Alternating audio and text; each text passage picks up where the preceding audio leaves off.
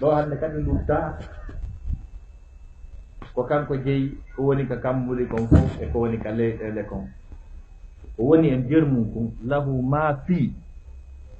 ko woni e nder mum kon ko woni e nder kammuɗi ɗi jeɗɗi e leyɗele ɗe jeɗɗi kon ko kanko jeeyi wa ma baynahuma kammuɗi ɗi jeɗɗi e leyɗele ɗe jeɗɗi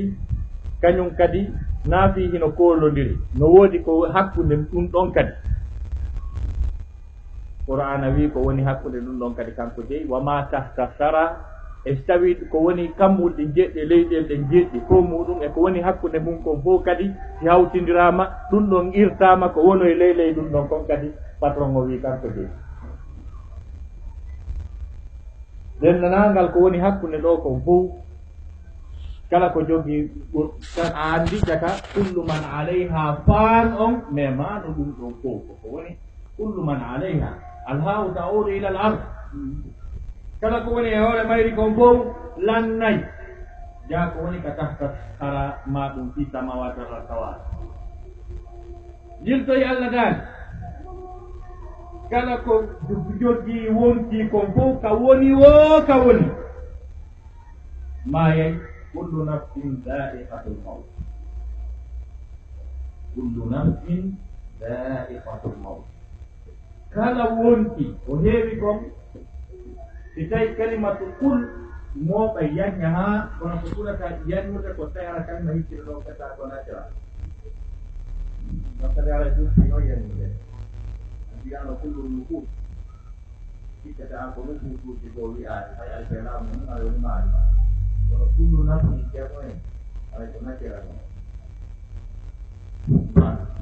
kala ko wiyete wonti ko mum mais nayi ko wiyete halti ko ɗon ha joni moftaka yimɓe ɓe sikka jo leɗɗe ɗen tawaka Allah addoy noon aya mo accani mo juuɗe kullu shay'in halikun illa huwa andi ko watte o ittiti ko waɗa hakkille feetuɗe ɗo wi way Allah yama shay'in kala hunde so dari no halikun yana e Allah kono rikkiti ɗo mon illa huwa yani kala ko wona Allah ɗon ko maayo tanto ɗum wadde o aluna wasi o ɓe karmo ko ɗo firɓe o ayata kadi taway o hawni noye on aaya o huwa al-awwal wal akhir wal zahir wal batin wa huwa bi kulli shay'in alim on aya wurɗini haafiti wa huwa al-awwal kanko woni ko adi kanko woni arano ko firi ɗum ko wondema kanko Allah subhanahu wa ta'ala o wonino sa ngannde tawi hay e huunde ala si wona kanko kammuli ala leyɗele ala jinnaaru ala adama ala malaikajo ala lawhil mahfuz ala hay e huunde ala si wona kanko huwa al-awwal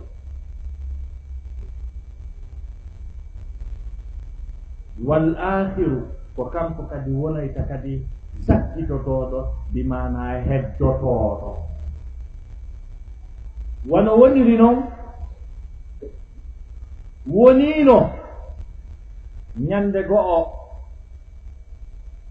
ɓay tawi par ce que wawatake happanade sa'i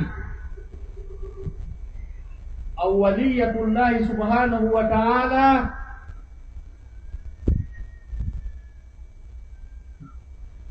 adagol Allah ngol subhanahu wa ta'ala jokkodira e tan wiyatake fewndo ɗo o par ce que hari tan ala hari fewndo ala hari leere ala hari minute ala hari fuɗɗode ala fewndo ka woni ɗon hari ko wiyete minute e seconde e tan hari ala fewndo o wonno kanko par ce que ko ɓay o wonni kammuɗi ɗi jeɗɗe leyɗele ɗe jeɗɗi si haala tan fuɗɗi ko ɗum waɗi so wi badi'u samawati wal ard fuɗɗuɗo kammuɗi ɗi jeɗɗe leyɗele ɗe jeɗɗi jonnon ɗum ɗon fuɗɗugol kammuɗi jeɗɗe leyɗele ɗe jeɗɗi yani ko ɓay o tagi nange nge watti fuɗude nde muta wi'a ñallal woni noon yontere woni lewru joni noon tangano wonno tawi ñallal ala takko wiye minute ma seconde tawde takko ɗon kanko wimo ɗon imo wooda ɗum waɗi ino wiye l'existence divine, c'est-à-dire l'existence de Dieu n'est pas synonyme du temps, n'est pas lié à une datation. L'existence de Dieu n'est pas liée à une datation, parce que Dieu a existé avant la date. Je ne sais pas si je me suis bien compris. Oui, woode ko patron mon taguɗo on jokkodira e tan sabu o woni aɗo tan awa kala ko wolata fi muɗum a jonnay tan wiya ko en 722 en 647 avant Jésus-Christ maɗum après Jésus-Christ mais wiyatake ko en 7 Allah fuɗɗi il a existé avant la date yani jente moƴa Allahu nanɗo subhanahu wa ta'ala o ala nde o fuɗɗi Allahu nanɗo on ala nde o fuɗɗi sabu kala ko mari fuɗɗode no mari lannode kala ko mari fuɗɗode no mari lannode ko ɗum waɗi kanko ala ala nde o fuɗɗi kanko na o fuɗɗiɗo ko o fuɗɗinɗo fuɗɗinɗo fuɗɗotako fuɗɗinaɗo fuɗɗinta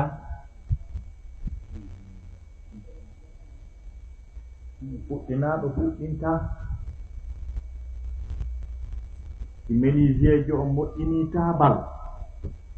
ha adna lanna tabal ngal moƴƴinta tabal na noon fere noon tabal ngal moƴƴina moƴƴinɗo tabal oɗo arsi Allah wi am khuliqu min ghayri shay'in am humul khaliqun kadi ko ɗe woni ayaje donnude tawa gotal no wawe firede balɗe tati am khuliqu min ghayri shay'in am humul khaliqun ko tuwa hara ko ɓe taguɓe ma ko ɓe tagaɓe siko ɓe tagaɓe ɗum haray ɓe randay konti ma ɓe famodire kitabal ngal foofi ngal wertidike ha ngal moƴƴinama ko pellete ngal jaɓaytaji ɗi werte hoore makka kangal wi ay hay hunde kañum tabal no moƴƴine ha moƴƴa wiye juɓɗen taji ɓoya taji joɗɗake hoore ngal suuti ɗum ma ɗum danane danere ade siko ɓoye kanane haray fof heƴa e makkal tawi ko tagaɗo haray ko taguɗo faala ko heƴa e makka faala jam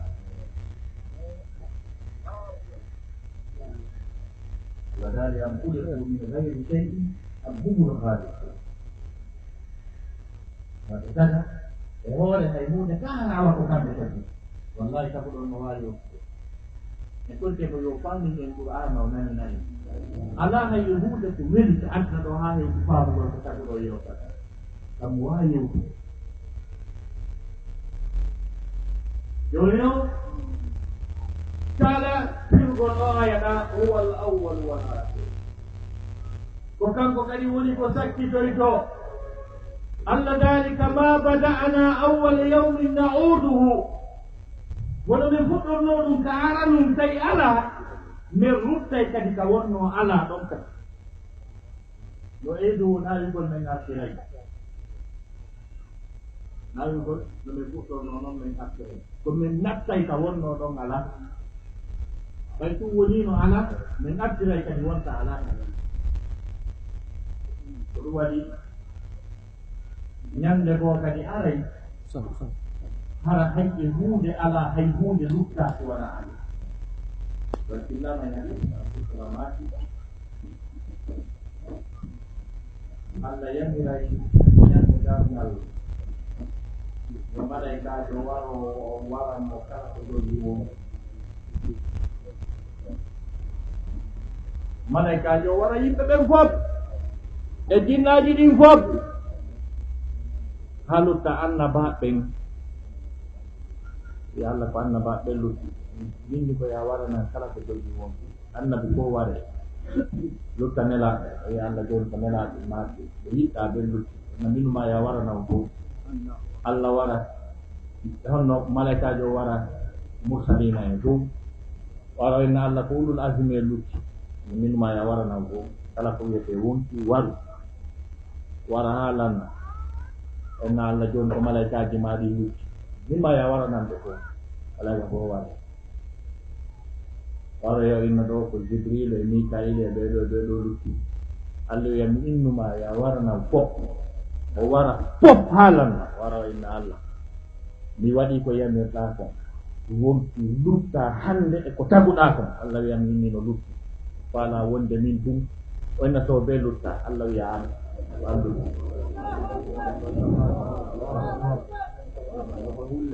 o inna ko an lutti warto o nangodira e hoore makko wargol ha o wiya Allah mi siina yamirore mane saabu na yebbeteɗo kono mi andinima ko wiyete mayde ko ni hala mi anduno ko ni ɗum mutirno mi yeyno ya yamir goɗɗo ɗo warto ha nani ko tawi warto ɗum ka patro men ɗum ko ɗum firi o wal akiru kadi ɗum ka kamɓe ɗum decca ɗo ha kaw faala o